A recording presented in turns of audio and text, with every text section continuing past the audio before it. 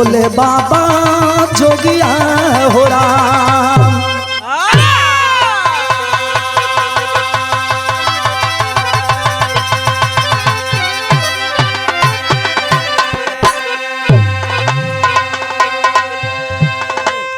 सबसे पहले हम गायिका मीरा मूर्ति इंटरटेनमेंट के माध्यम से ये आपके बीच में जो बिरहा भेज रही हूँ। साथियों, आप सब जानते हैं कि गाजीपुर महाहरधाम में बस में जो हादसा हुआ है, तमाम लोग जान गंवा लिए। संजोग ऐसा है, कहने में भी सोचना पड़ रहा है। एक परिवार अपनी आंखों के सामने एक परिवार को जलता हुआ देख रहा था, लेकिन बचा नहीं पाया। यही नहीं बाबू, तमाम लोग खड़े थे, लेकिन बाहर संजोग इस बिरहा के हमारे बीच में तमाम लोग मांग किए हैं। गाजीपुर के धरती से आदरणीय उमा शंकर कुशवाहा जी प्रधान जी, हरिओम पासी जी जो जिला पंचायत के प्रत्याशी हैं आपके बीच में, और रत्सण के धरती से गिट्टी बालू वाले यादव जी, और यही नहीं आप सबके बीच में मिर्जापुर के पावन धरती से माननीय राम सेवक ठेकेदार साहब, तमाम साथियों के मांग पर यह बिरहा गाजीपुर कांड भेज रही हूँ, जिसमें हमारे पार्टी के लोग राजवंश पासी जी हैं, हारमोनियम पर आदरणीय रतन यादव जी, चिंता जी, और बगल में हमारे बैठे हैं आदरणीय लाल जी यादव जी। मुझे विश्वास है कि जिस तरह से हर बिरहा को आप लोग सुनते हैं, इस बिरहा को भी आप लोग सुनिएगा, और हम श्रद्धा सुमन उनके चरणों में अर्पित करते हैं। जितने लोग बस में जल करके इस दुनिया को छोड़ दिए, कवि जी हमारे राम नगीना कवि जी अपने कलम से इस रचना को लिखे हैं। जरा ध्यान दीजिएगा, इशारा है।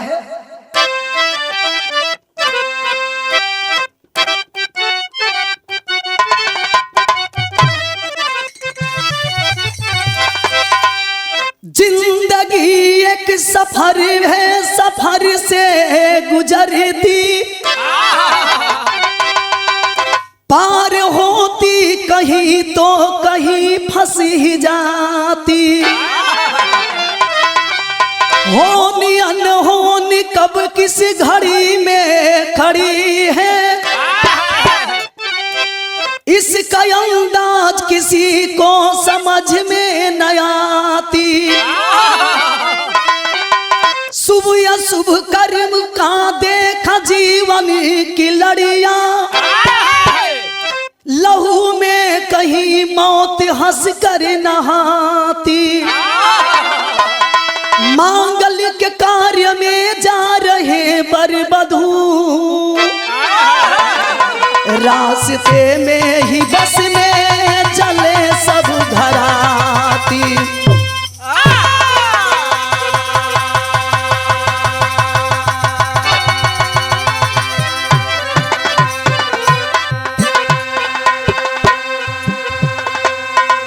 तमाम हमारे बिरहा गाने वाले साथी ने इस बिरहा को आपके बीच में गा करके भेजा है। इस बिरहा को गाने से पहले जैसे कलेजा कांप जा रहा है, लेकिन साथियों ये केवल बिरहा अपने चैनल पर इसलिए नहीं भेज रही हूँ कि आपको मैं गा करके सुना सकूं। इस बिरहा के माध्यम से उनके लिए श्रद्धा सुमन आप लोग भी अर्पित कीजिएगा, और हम पूरे टीम की ओर से भी अर्पित कर रहे हैं। और बड़ा ही खूबसूरत कवि जी मेरे बिरहा के अंदर गजल के लाइन लिखलन बहादुर।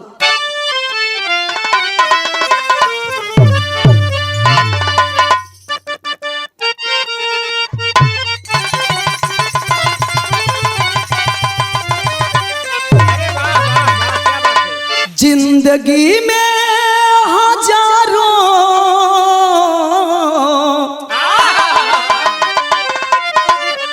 जिंदगी में हजारों का मेला जुड़ा, हंस जब जब उड़ा तो अकेला उड़ा।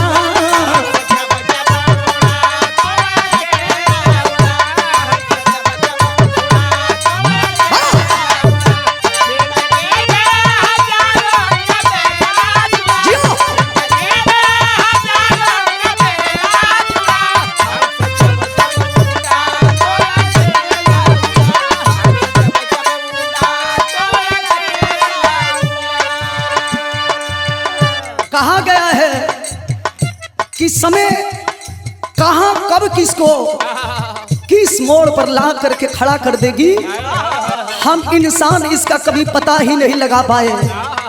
लिखना पड़ा क्या,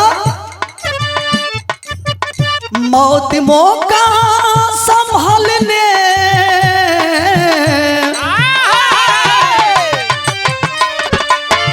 मौत मौका संभालने का देती नहीं, मौत मौका संभालने का देती नहीं, खुद का इल्जाम अपने पर लेती नहीं।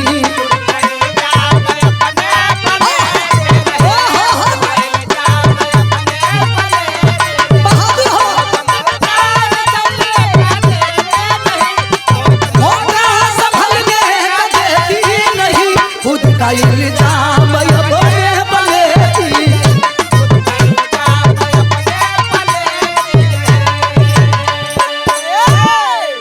कहानी के समझ लिए बाबू, ई कहानी के करबा कहाँ के बा कैसन बा, यही जैसे बिरहा के शुरुआत हो गई।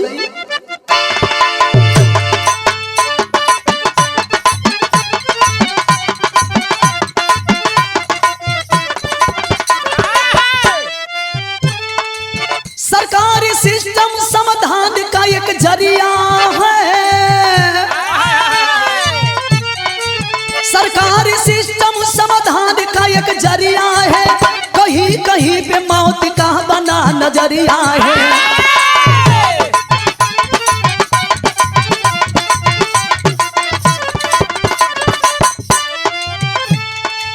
मगर मैं ध्यान इधर बाद में हिलाऊंगी, कहानी कैसी कहाँ की घटना बतलाऊंगी।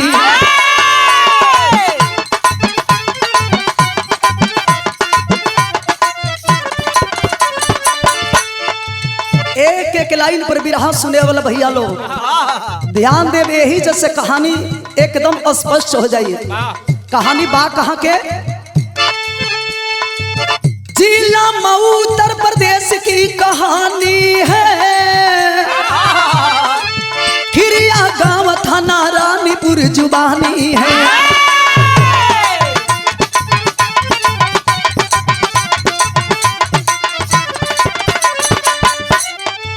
नंदू पासी जी चले हैं लेके रिश्ता हो,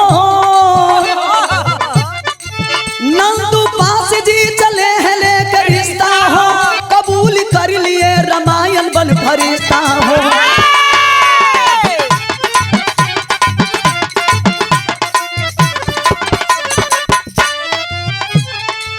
कहानी के समझ लिए बाबू, ये कहानी जिला मऊ उत्तर प्रदेश थाना रानीपुर और रानीपुर के रहने वाले नंदू पासी जी, नंदू पासी जी की बेटी खुशबू सयानी हो चुकी है। आखिरकार बाबू जिला गाजीपुर कटरिया में अपनी बेटी खातिर दुल्हा खोजे अइलन। लड़के वाले का नाम रामायण पासी जी और रामायण पासी जी का बेटा तेज बहादुर पासी जी देखे खातिर अइलन। बातचीत चलल है बाबू, संजोग इतना बढ़िया बा कि दोनों परिवार के मन मिलता। आज रिश्ता तय हो गई, आज जब रिश्ता तय हो गई तो हई देखी होत का बा। कवि जी बिरहा में बड़ा चौचक गीत लिखलन।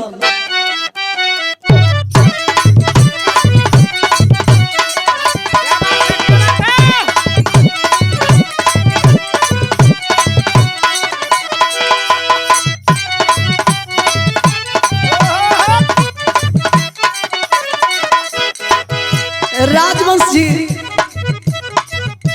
अगर दूसरा दुनिया में उड़त नहीं,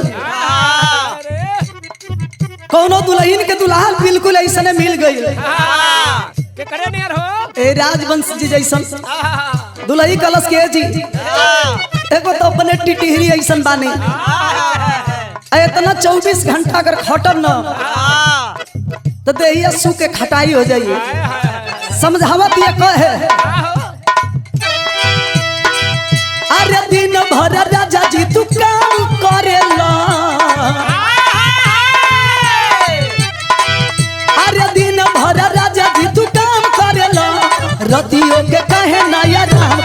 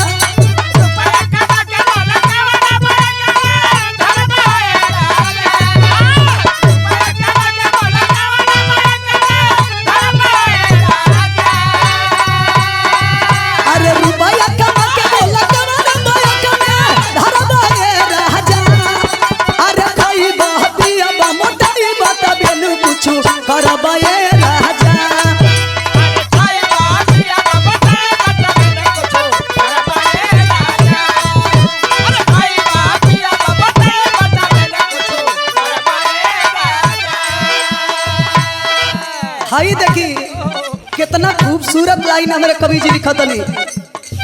अरे गाजीपुर कटरिया मोहम्मदपुर में, गाजीपुर कटरिया मोहम्मदपुर में खुशबू के लिए बड़ा सुंदर घर में।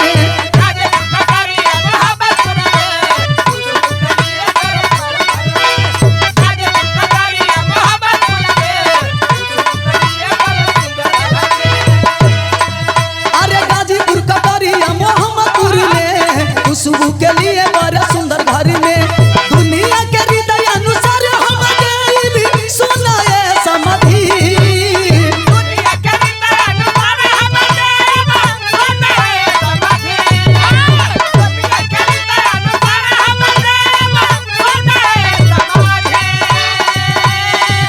अरे दुनिया के हृदय अनुसार हम भी सुना है समाधि।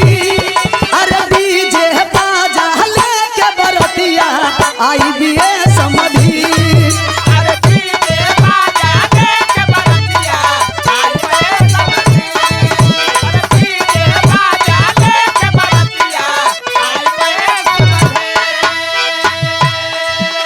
रिश्ता बाबूजी स्वर्ग में तय होता है, ये हमारे और आपके कहाँ बस के बात है।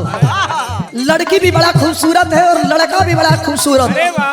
सबसे पहले जमाना में मानना देखे के चाहिए, गाना नाना दोनों परिवार के मन मिला था। सब कुछ मिल गई। समधी भाई कहलन लड़का वाला कि आप चिंता मत करी, अरे रुपया पैसा लेके तो सबे शादी करेला, लेकिन जब हमारा आपके मन मिल गई तो चिंता मत करी। जौन भी व्यवस्था बा बड़ा व्यवस्था के साथ हम बारात लेके आई। नतीजा निकलल का तो देखो समधी के घरवा रहल 10 के भातावान।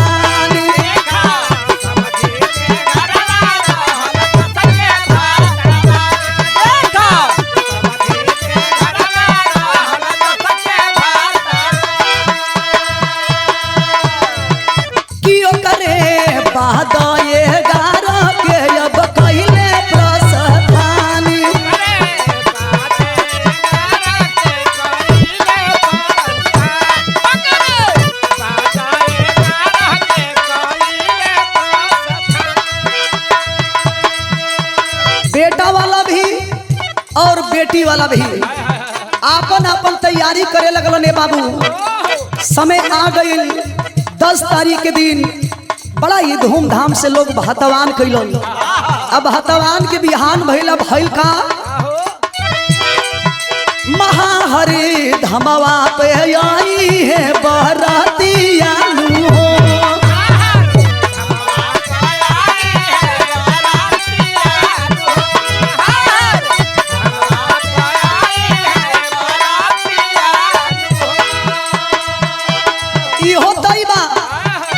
बारात लेके लड़की की हना बारात लड़के वाले लेकर के महाहर धाम पर आएंगे और इधर से लड़की वाले भी महाहर धाम पर ही पहुंचेंगे।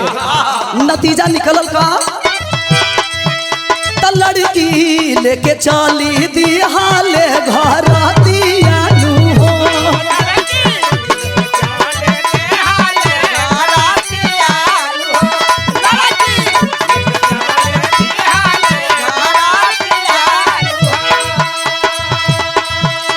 सेवा सत्कार में न कोनो संस्कार में चुका भी है समधी।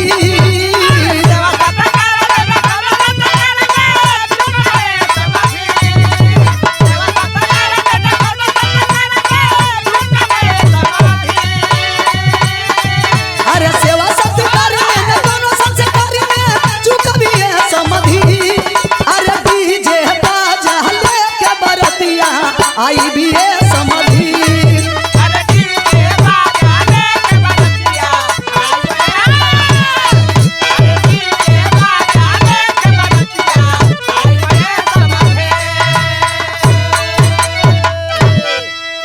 बाबूजी जिंदगी में ई रात पहली बार आवेले। आज बेटा वाला भी बारात धूमधाम से एकदम लेके चले के तैयारी में बढ़ल। लड़की वाले भी पूरा तैयारी में हैं और तैयारी में हो करके जब पहुंचने का काम कर रहे हैं। आप लोग जानते बनी कि उस समय शिवरात्रि के मेला बड़ा बिजोड़ कुल लगा रहा। तमाम लोग मेला देखने के लिए भी जा रहे थे। ए बाबू ये पूरा जवार जुटल बा मेला में, लेकिन नतीजा निकलत का बा। कवि जी बिरहा में तर्ज लिखत रन,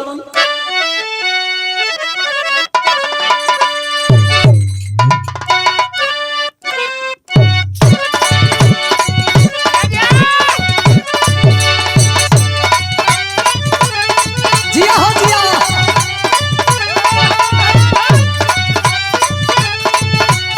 बारे रतन बाबू।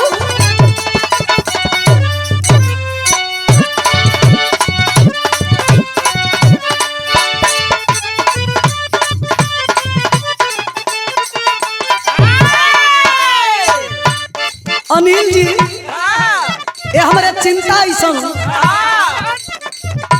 कोनो लड़का नाच के बड़ा पसंद करता, लौंडिया पर नोट उड़ावे वाला चिंता ऐसा मरद। दुल्हन कहती है कि राजा जी ऐसा ही रात भर खाली दूसरा के मेहरारू पर आँख से कब धानावा झुरा तो पानी बिना कैसे पानी डलाई। समझावत ये कहे अरे जाए पिया जवानी हमर जराई रे गइलना।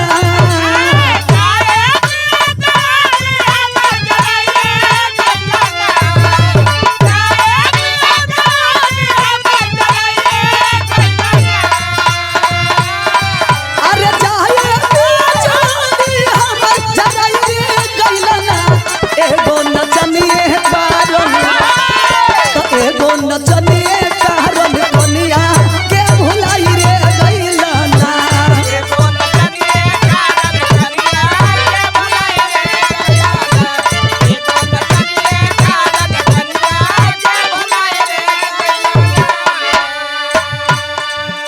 हाय देखी लड़की वाला और लड़का वाला दोनों तरफ से लोग चल दिए हैं। शिवरात्रि का मेला भी लगा हुआ है, तमाम भीड़ और तमाम लोग पूजा पाठ में भी लगे हैं। लेकिन हुआ क्या? अरे देखा शिवरात्रि पर बड़का मेला लागल बा।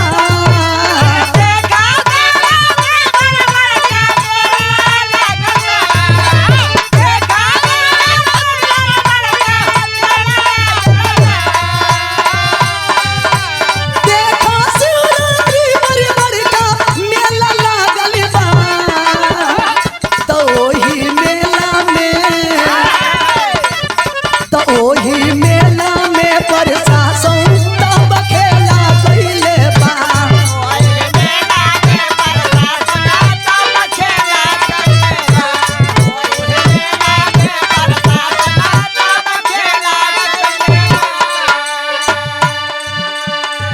लड़की वाले पूरा धूमधाम के साथ पूरे परिवार के साथ बस में सवार होकर के महाहर धाम पर पहुंचने ही वाले हैं। बतइबे कहीं कि शिवरात्रि के चलते इतना मेला लगा रहल। अब मेला में तमाम लोग मेला देखने के लिए जुटे हैं। भीड़ के चलते बाबू प्रशासन के लोग कैलन का, प्रशासन बस को मोड़ दिया। प्रशासन बस को मोड़ दिया एक लिंक रोड से जाने पर। महाहर भैरव मंदिर है, फिर वहीं पर घूमकर आने पर अनजाने वाहन क्या जाने इधर भी जाने लायक है। एक तार था लटक रहा, खतरा भी बड़ा भयानक है। सरकार के द्वारा जो लचर व्यवस्था है, इस व्यवस्था से हम ना संतुष्ट हैं। हम संतुष्ट नहीं है। अगर प्रशासन के लोग अगर चाहते तो ऐसा हादसा नहीं होता बाबू। जिस रास्ते से बस गुजर रहा था, प्रशासन के लोग बस को रोकते हैं और दूसरे रास्ते से उस मंदिर पर आने के लिए कहते हैं। आखिर बस वाला ड्राइवर समझ नहीं पाया, नहर वाला रास्ता पकड़ करके जब बस लेकर के आगे बढ़ता है बाबू, सामने काल खड़ा था। उसे क्या पता कि हम लोग कुछ ही पल के मेहमान हैं। आखिरकार बाबू हाई टेंशन वाला तार लटका था। जब बस लेकर के बस ड्राइवर आगे बढ़ने लगा, कुछ लोग तो कहते हैं कि आपकी गाड़ी निकल जाएगी, लेकिन देखते देखते बाबू वो तार से जाकर के बस टकराता है। और जब बस टकराई, अचानक देखे होंगे आप लोग, उस बस से बाबूजी धुआं और आग निकलने लगा। और जब आग निकले लगल बाबू, कितना लोग अपने अखिया के सामने देखत रन, लेकिन हई देखते देखते अखिया के सामने भइल का। कवि जी बिरहा में टेरी के भाव लिखत नहीं।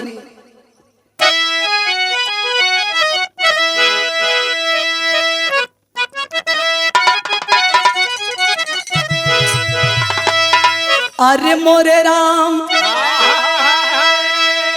अरे मराइल कैसे सब करी मतिया, ए बाबू मराइल कैसे सब करी मतिया, नंगा तार से जाके बसिया जब टकराइल।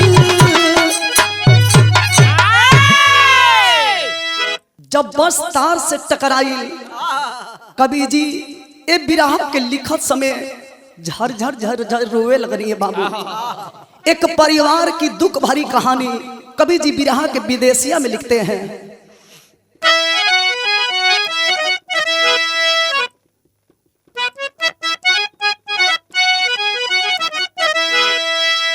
जैसे हो बसिया घर तिहन के लेके चलल,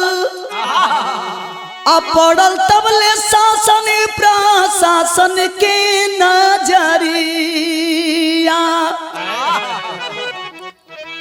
मेला के कारण सब घुमाई दिहलन बसिया के, बस धैलस लिंका रोडी नहर के डहरिया, अगवा तक काली बन के लटकल रहे तरवा हो, कुछ लोग कहे निकली जाई तो हरी गड़िया, एतने में तारी से छुआई गइल बसिया हो, अबरे लागल बासी होवे लगली मावतिया।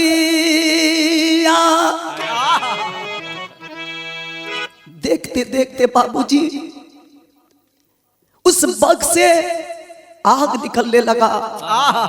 जितना लोग बस से उतर रहलन बाबू, लघु शंका मिटाने के लिए वो तो बच गए, लेकिन जितने लोग बस में सवार थे उसी आग के लपेट में धू धू करके जलने लगे।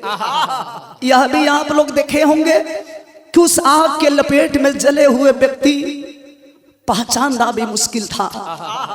कितना लोग तखिया के सामने बाबू अपने परिवार के जलत देखा तरन, लेकिन इतना मजबूर थे कि अपने परिवार को बचा नहीं पाए। कवि जी गीत के अंदर भाव लिखलन बहादुर,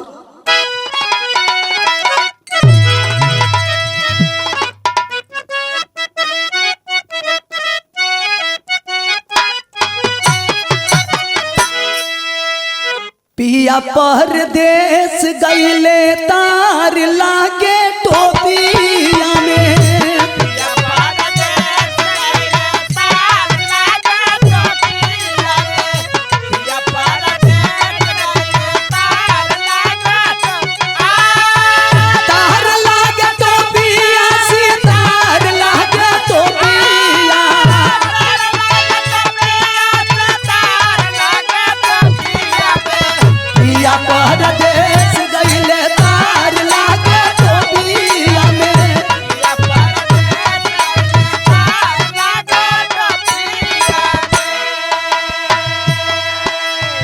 जब बस चले लगले बाबू, धुआं निकलने लगा, तो वहां का माजरा क्या है कवि जी इशारा करते हैं। मचल हाहाकार तबला चार झंखे लोगावा,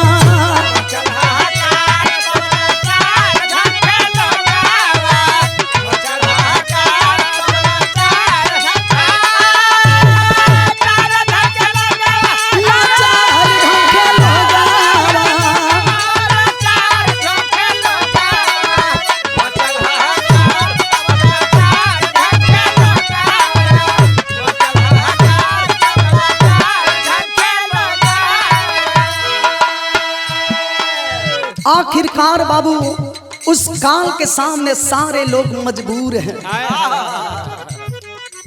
केवल देख रहे थे, बचाने का प्रयास है, लेकिन नतीजा निकलल का माचल हाहाकार तब लाचार झंखे लोगावा,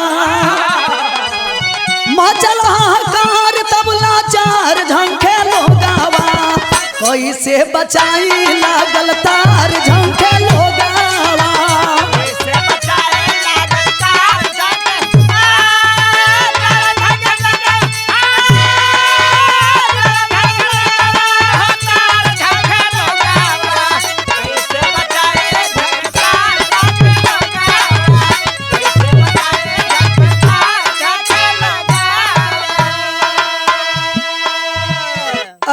हाय रे हाय देखी वही बस में सवार वो लड़की भी है जिसका नाम खुशबू बताया गया। खुशबू के माई बाबू भाई हितनाथ सारे लोग उस बस में थे। बाबूजी बचाने का प्रयास हो रहा था, लेकिन हिम्मत जुटाने का काम करती है खुशबू की माँ। कैली का खुशबू के माई धक्का दे के गिरावाली,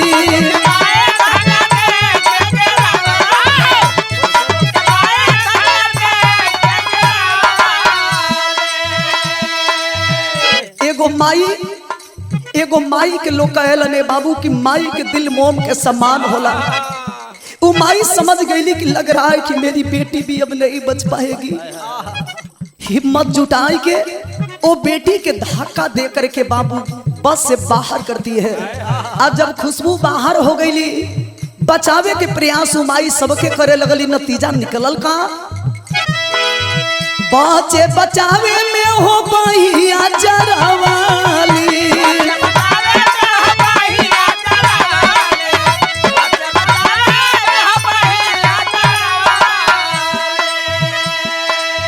लसियन के लागल बा कतार झंखे लोगावा, लसियन के लागल बा कतार झंखे लोगावा, मचल हाहाकार तब लाचार झंखे लोगावा।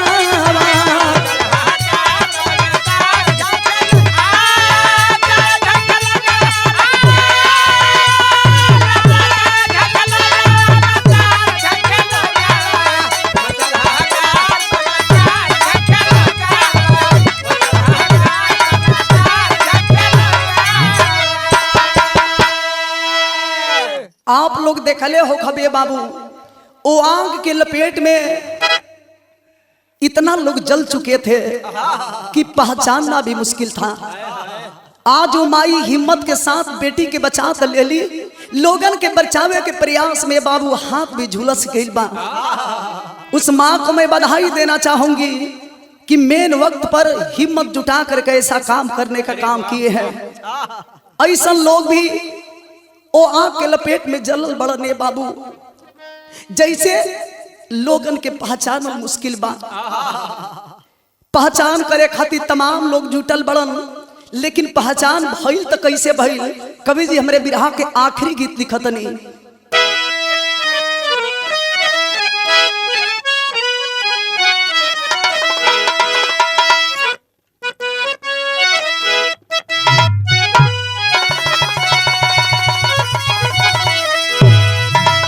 बाबू दरोगा जी, बाबू दरोगा जी, अरे कौन गुनहिया पियावा बंधला मोरी,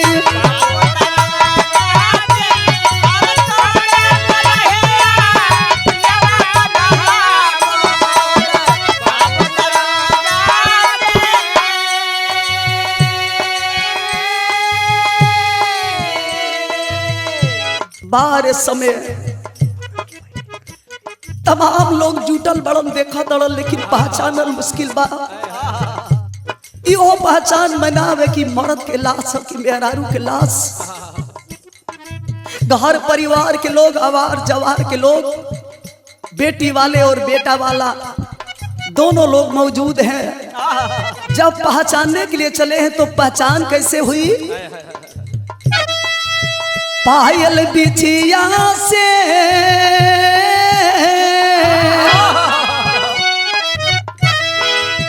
पायल बिछिया से लोगवा चिन्हे अपने घर के लाश।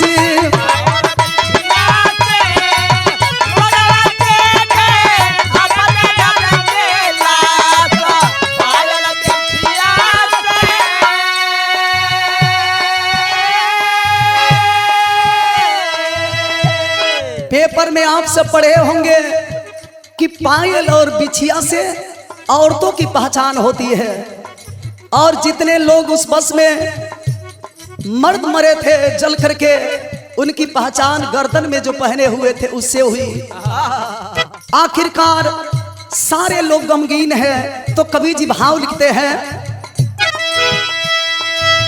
के बा माई के बा चाची, के बा माई के बा चाची, के बहिनी के बीरनवा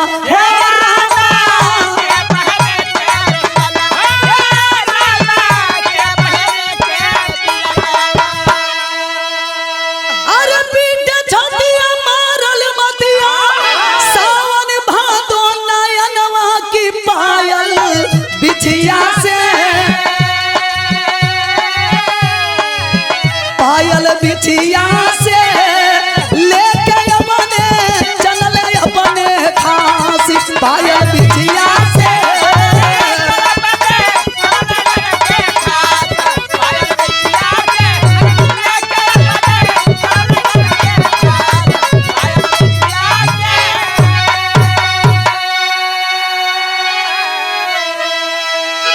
आखिरकार बाबू लाशों की पहचान पायल बिछुआ से तो हो गया, लेकिन जितने लोग जुटे थे सारे लोग आपस में यही बात कर रहे थे कि अब कैसे शादी हुई, अब कैसे शादी हुई।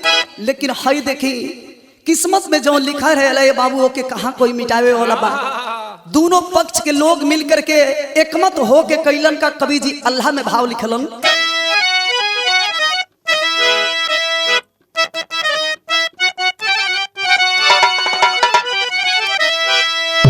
अरे एक और लाश एक ओरी, अरे घूमत बा भंवरिया ये बाबू।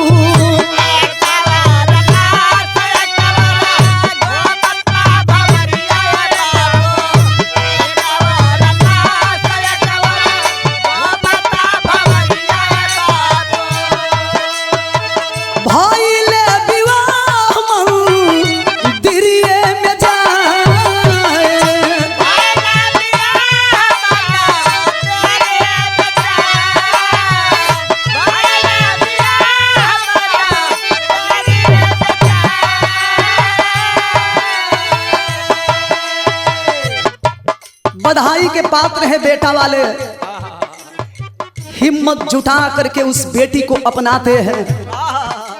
एक तरफ लोग लाश परे बाबू कफन ओढ़ावत और दूसरे तरफ दुल्हा के पिताजी और दुल्हन के अपनौलन वही मंदिर में सिंदूरदान कइल गई। और कवि जी का लिखलन, एक और कफनवा एक ओरी लागल बा वो हरवा ये पंचो।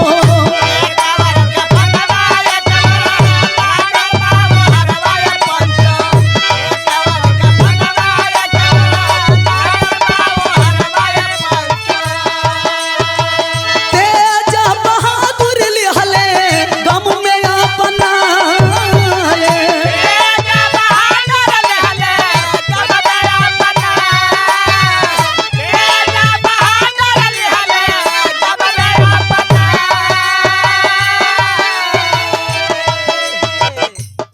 कहेल आदमी कि बुरा वक्त में जे साथ देला ये बाबू उहे इंसान होला।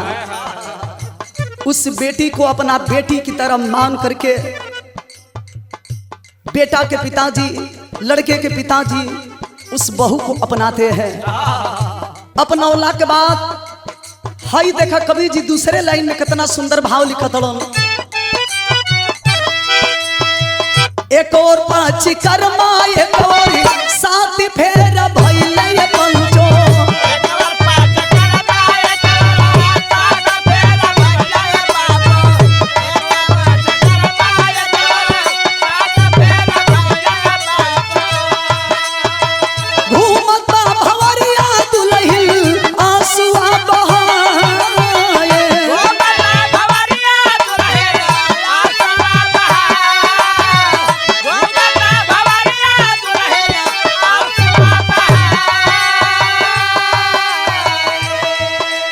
सुनने पर और देखने पर ईमान कांप रहा था। जिंदगी में ये दिन के हर लड़की के इंतजार होला ये बाबू। लड़की खुशबू कभी सोची भी नहीं थी कि भगवान मेरे सामने ऐसा भी दिल लाएंगे। शादी भइल, ये बात आग के तरह फैले लगल, हाहाकार मचा हुआ है। तमाम लोग जुट रहे थे इस हादसा को देखने के लिए।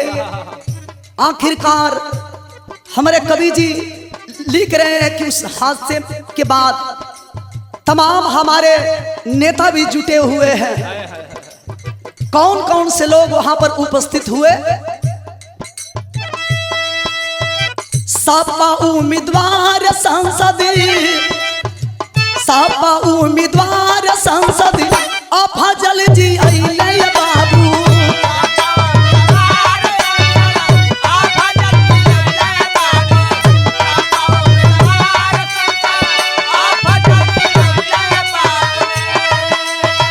बिजुली व्यवस्था दोषी अर्जी बनल बा।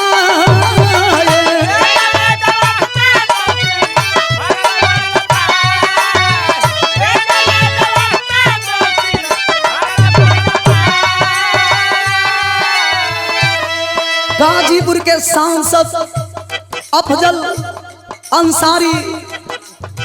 अंसारी भी घटनास्थल पे मौजूद हुए और लचर व्यवस्था जो सरकार के देख रेख में यह व्यवस्था है, सारे लोग इस व्यवस्था से त्रस्त हो चुके हैं। कभी हादसा तो कहीं चोरी, कहीं बलात्कार, ऐसे ऐसे हादसा से हम सारे लोग बाबूजी मजबूर हो चुके हैं। बता रहे हैं कि सरकारी व्यवस्था के द्वारा ही ऐसा घटना घटित हो रहा है। अगर प्रशासन के लोग इस पर नजर देते तो ऐसा घटना नहीं होता। और कवि जी क्या लिखे? कैबिनेट मंत्री अभिया नीला जी अइले भैया।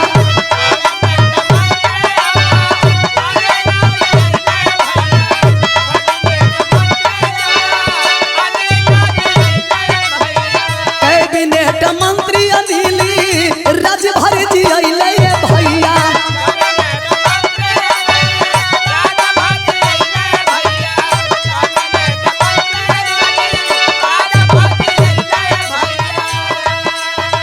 पाँच लाख मौजा के घोषणा भइल बा।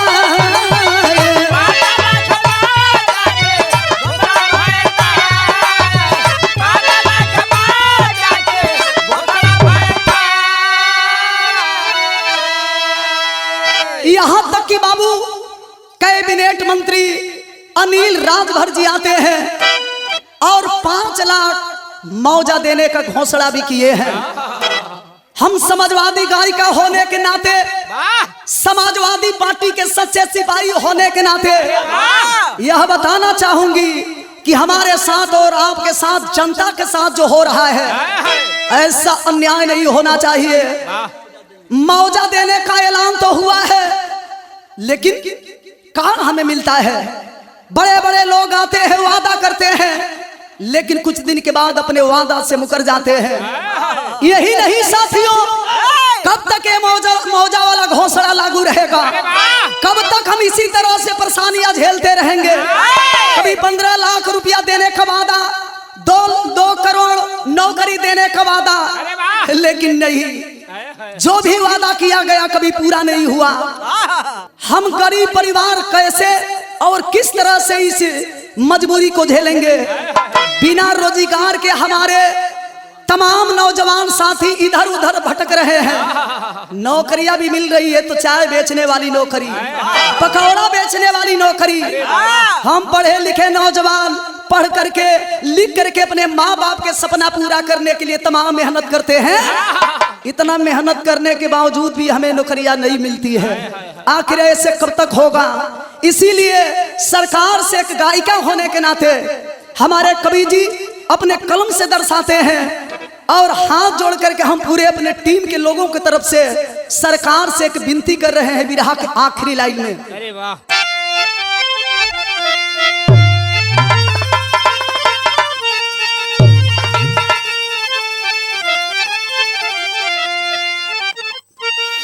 आप देश के राजा हो और देश के राजा से हाथ जोड़ करके मेरी एक विनती है। अरे अल्लाह कमान का हर पहलुओं पर ध्यान चाहिए, हर विभाग के लचर व्यवस्था का निदान चाहिए।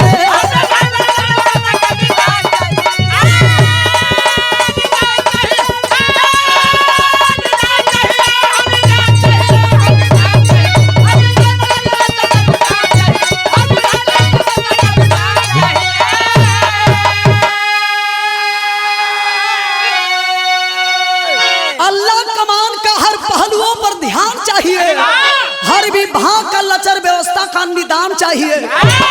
जो हादसा हो रहा है, जो घटना हो रही है, इसका निदान होना चाहिए। देश के कुर्सी पे बैठने वाले हमारे जो नेता हैं, उनका ध्यान हमारे ऊपर होना चाहिए। अगर आप ध्यान नहीं दीजिएगा तो ऐसा तमाम हादसा हमारे बीच में होता रहेगा। एक और अपील है आपसे, क्या जहां देखा तहां तहां अरे मचल को हराम हो, हिटलर शाहिद देशवा के कैले हराम हो। अरे मानो हित में मनौता प्रविधान चाहिए, हर विभाग के लचर व्यवस्था का निदान चाहिए।